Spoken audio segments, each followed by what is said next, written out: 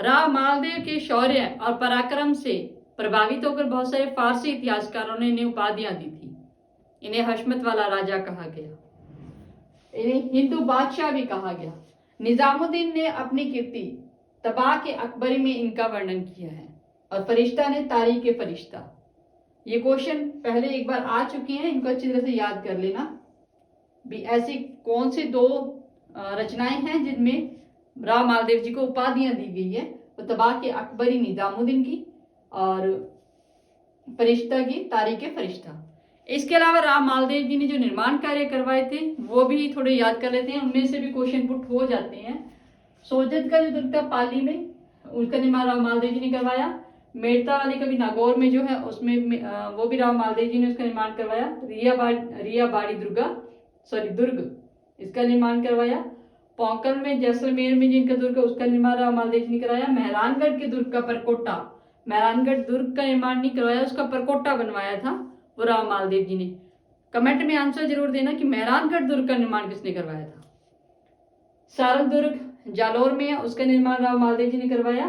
जोधपुर शहर का परकोटा ने चारों तरफ से चार दीवारी होती है ना, उसका निर्माण राव मालदेव जी ने करवाया। इसके अलावा राव मालदेव जी के दरबार में दो दरबारी विद्वान थे जिनका नाम मैं पहले ले चुकी हूं। दरबारी विद्वान जो सियाने होते हैं, जी आप कभी कभी सलाह लेने अच्छा काम नहीं। ईसरदास जी और दूसरे कौन थे? आशान। ईसरदास जी जो उमादेव भटियाणी जी को मनाने गए थे, आशानंद जी जो भारमली को लेने गए थे। इनकी रचनाएं कौन सी हैं? हाला झालारी कुंडलियां। और इनकी आशानंद जी की उमादेव भटियाणी के बारे में जानते थे तो उमादेव भटियाणी रा कवित, उमादेव भटियाणी रा कवित। और ये जैसे कि बागा और भारमली से बहुत प्रभावित थे, बागा से, तो उनके बारे में भी उन्होंने लिखा था बागा भारमली रा दोहा, भागा भारमली रा दो।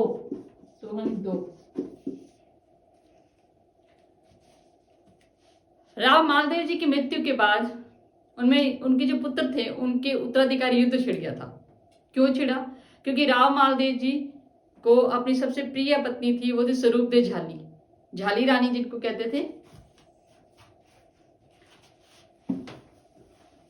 जैसे राव मालदेव जी के पुत्र की बात करें तो उनमें उदय सिंह थे, राव राम थे और रायमल जी थे, और जो आगे हम पढ़ेंगे वो थे चंद्रसेन जी।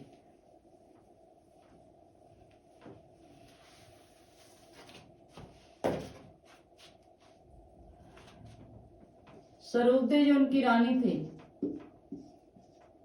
राव मालदेव जी के, ये सबसे प्रिय थे। और इन्होंने जिस तरह राणा सांगा जी से रानी कर्णावती जी ने पहले ही अपने पुत्रों के लिए जागीरें ले ली थी, उसी तरह राव मालदेव जी से स्वरूपदेव ने अपने पुत्र के उत्तराधिकारी का हक अपने पति से पहले ले लिया था। तो जो उत्तराधिकारी बनाए गए तो चंद्रसेन जी बनाए गए थे, आगे राव चंद्रसेन जी।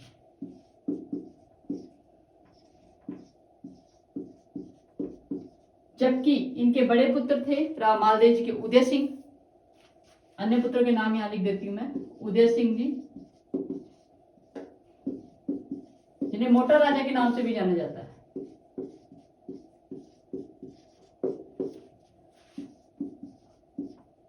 राव राम, इन्हें उमादेव भटियाणी जी ने गोद ले लिया था और उन्हीं के साथ रहने लगे थे। तो जो कोई क्वेश्चन आ रही, उमादेव भटियाणी ने कौन से राजा यानी किसी और रानी का बेटा है लेकिन तो गोद लिया था, कौन थे वो? राव राम थे। किन्होंने गोद लिया था? उमादेव भटियाणी जी ने।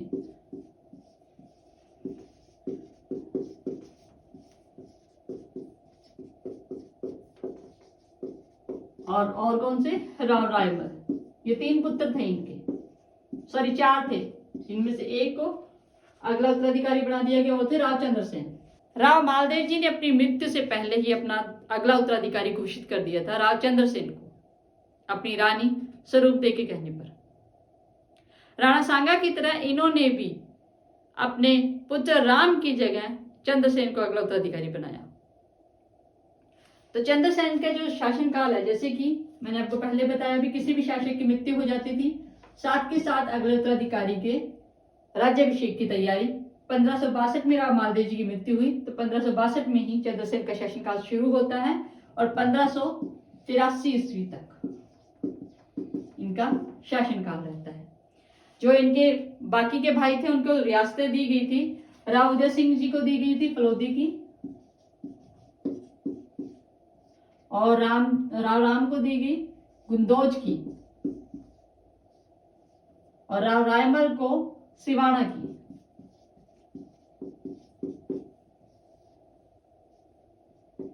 सिवाना की रियासतें दी गई। अब रियासतें तो इनको दे दी, लेकिन कहा उत्तराधिकारी, कहीं ना कहीं मन में तो था ही भी ये राजपाट हमारा होना चाहिए जो चंद्रसेन को दिया गया है। तो राव राम अकबर के पास चले गए। उस समय अकबर थे दिल्ली के शासक।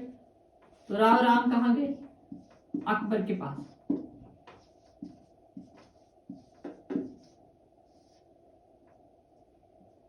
अकबर के पास गए तो अकबर चाहता ही क्या था, मुगल शासक चाहते ही क्या थे कि भाई भाई में फूट पड़े। यही हुआ था हमारी रियासतों में, जब हम आपसी फूट हमें पड़ गई थी तभी तीसरा आगे घुसने लग गया था। तो अकबर को तो इस चीज का फायदा उठाना था, भाई भाई आपस में लड़ रहे हैं, बेनिफिट तो मेरा होगा। तो उन्होंने अपने एक सूबेदार यानी कुली खां को भेजा जोधपुर। कहा तो वहां जाके आक्रमण कर और वहां से चंद्रसेन को हरा दो। तो कुली खां गया राव राम के साथ और चंद्रसेन को हराकर वहां पर अपना राजपाट स्थापित कर दिया। और चंद्रसेन वहां से भद्राजुम चले गए थे। कहां चले गए थे? भद्राजुम। ये आक्रमण की बात कब की है? 1564 की। 1564 ईस्वी जब ये शासक बन गए थे उसके बाद की है। भद्राजुम चले गए। 1568 ईस्वी में जब चित्तौड़ का दूसरा साका हुआ था, तो अकबर ने चित्तौड़ पर अपना आधिपत्य जमाया। 1569 में रणथंभौर पर।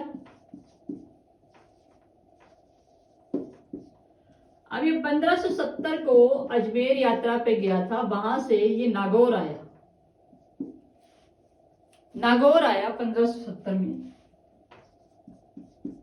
उस समय क्या था, अकाल पड़ा हुआ था, अकाल जैसी हालत, अकाल पड़ा था, बहुत सब जगह त्राही त्राही थी। तो 1570 में इसने नागौर में कई सारे राजाओं को इकट्ठा किया। इसका मेन मोटिव तो ये था कि नागौर में मैं सारे राजपूत शासकों को बुलाऊंगा और उन्हें अपनी अधीनता स्वीकार करवाऊंगा। 1570 में इसने नागौर आके शुक्र तालाब का निर्माण करवाया था। शुक्र तालाब का निर्माण करवाया था। इसका फायदा तो ये हुआ, इसने तालाब भी बनवाया अकाल से राहत पाने के लिए, लेकिन नागौर में रहकर वहां की राजनीतिक स्थिति भी देखी। बहाना तो इसने ये बनाया अकबर ने कि सारे जने आ जाओ, जो अकाल पड़ रहा है इसका सोल्यूशन निकालते हैं, भी कैसे जनता को राहत दी जाए। लेकिन अंदर ही अंदर उसकी चाल थी भी सभी जो राजपूत राजा हैं उनको मैं अपनी अधीनता स्वीकार करवाऊं। कई राजाओं ने अधीनता स्वीकार की, उसमें से बीकानेर के कल्याणमल भी थे जिन्होंने अकबर की अधीनता स्वीकार की।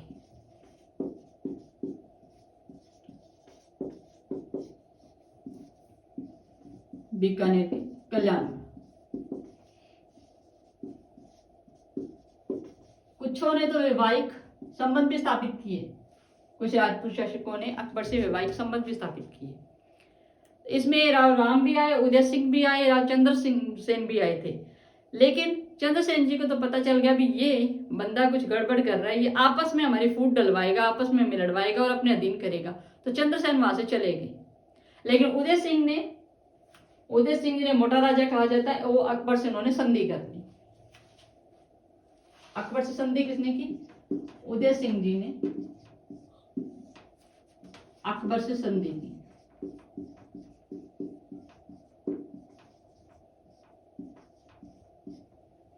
जब चंद्रसेन वहां से चले गए तो ये बात अकबर को बर्दाश्त नहीं हुई, उसने भद्राजुड़ पर भी आक्रमण कर दिया।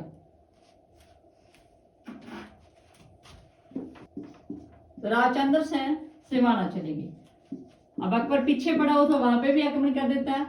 तो ये सारण की पहाड़ियों में चले जाते हैं। अब पहाड़ी इलाका है, वहां पे इन्हें तो पता है, लेकिन अकबर इसके बारे में इतना नहीं जानता। पहाड़ी क्षेत्रों में उन्हें ढूंढ पाना मुश्किल था। उसके बाद ही सिंचियाई गांव में कहते हैं भी ये खाना खा के आए थे, खाने में किसने विष दे दिया होगा, विष खाना खाने के बाद इनकी मृत्यु हो गई थी। लेकिन पहाड़ी इलाकों में इस तरह छुप छुपाते रहते हुए उन्होंने कभी भी अकबर की अधीनता स्वीकार नहीं की, उनसे लड़ना मंजूर किया था।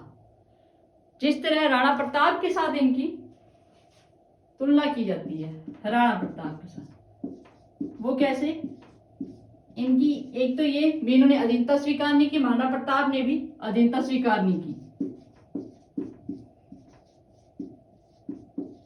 और दूसरा, दोनों ही गोरिल्ला पत्ती में माहिर थे। पहाड़ियों में रहकर अपने दुश्मन को कैसे दांत खट्टे करने उनके, वो अच्छी तरह से जानते थे।